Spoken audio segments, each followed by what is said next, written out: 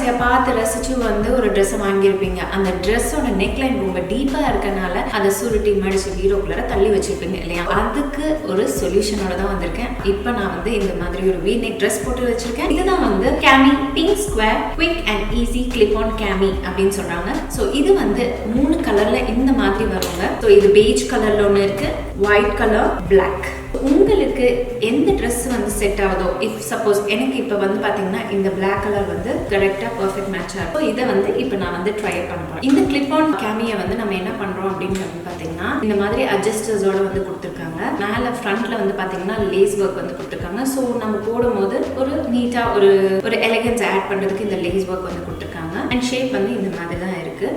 Shape கொஞ்சம் வேற மாதிரி தான் இருக்குது.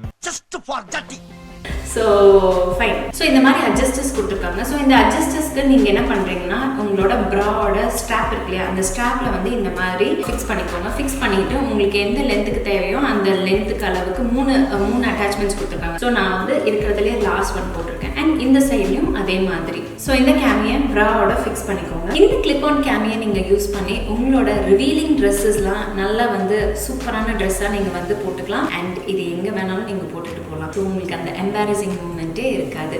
So just try it.